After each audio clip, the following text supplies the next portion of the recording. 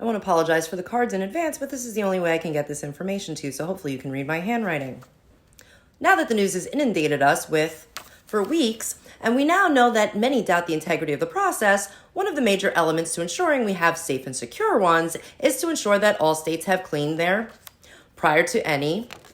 List maintenance is important, not just for efficiency and security, but it helps to ensure that only eligible can cast a budgeting for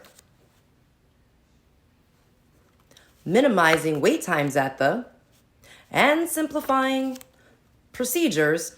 It's not an easy process, and there are several ways a registration may become inaccurate or ineligible. When people move, are convicted of a felony, deemed mentally incompetent, or die, those things all affect changes that are necessary to be updated. If all states admit that this is a near impossible task, are our accurate? What about when are mailed to a who is ineligible to and returned? Are there consequences? I set out on a mission to find any and all information about how states go about this and what organizations are out there to assist in this process. I found a ton of very interesting information, but for time's sake, let's begin with an organization that goes by ERIC, that is Electronic Registration Information Center. This organization on their homepage states that they are a nonprofit organization with the sole mission of assisting states to improve the accuracy of America's and increase access to for all eligible citizens. To date, ERIC has 33 member states who pay the organization $25,000 in joining fees and dues of up to $116K a year to help them with this task. ERIC claims to have cleaned up over 8 million cross-state moves, 15 million in in-state updates, and 107,000 in in-state duplicates, and 502,000 deceased records across 29 states and in DC in 9 years. Sounds like some really big numbers, but when you take the most obvious of those records, let's say deceased, you will find that only accounts for 1,800 per state per year. Even if we look at the pre-pandemic numbers, about 3 million people die in the US per year. So divided evenly across 50 states, that's about 60,000 per state. Divide that by the 29 states that ERIC is responsible and being paid to clean up, and that shows about a 0.03% cleanup success rate. Not very good when you're paid taxpayer dollars to cross-reference death certs to. Although they claim to be cleaning the rolls, they've actually added more than they claim to have cleaned from the rolls. Prior to the 2020 alone, ERIC managed to locate and register 17 million new. Just when you thought an organization with only a 0.03 success rate and 3 real employees wasn't so good at what they do, I guess it depends on what their actual job is. But is their website and mission misleading? Although much of the data on the site would lead you to believe their main purpose is to clean the rolls, it turns out it's mainly to add to the rolls.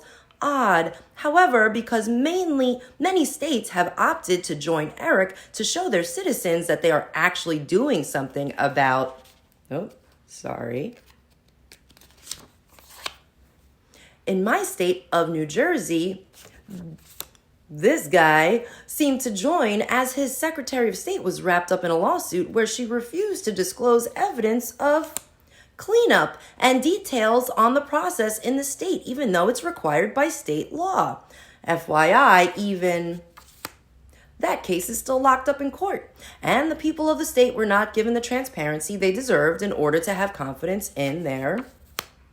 Diving deeper into ERIC, it was founded by a known left-leaning attorney and was funded by none other than, there he goes again. Where there's corruption, there's George.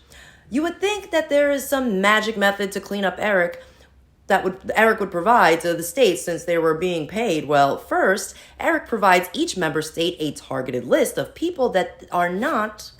The membership bylaws require the state to contact at least 95% of those people within 90 days, soliciting them to register. ERIC also wants specific registration profiles updated and requires the state to contact those within 90 days too. What's even more odd and seemingly corrupt is that ERIC doesn't want to know who is Their rules explain that under no circumstances shall the members transmit any record indicating an individual is a non-citizen of the U.S. Odd. Well, it turns out Eric has been the subject of several lawsuits by states who have finally come to realize they've been bamboozled, namely due to the fact that partisan actors may have access to Eric network data for political purposes, and the Eric bylaws and agreements with the states violate federal law by hiding and data and information and prohibiting public inspection. Well, isn't that comforting? But don't take my word for it. This is all information you can find right on the internet and has been reported on before, but I guess all of those normal news outlets must have forgotten to report on it. I will advise you, however, to try another search engine other than Google, as they will bury the juicy stuff a few pages into your search. Well, you know why. But thanks for listening and reading.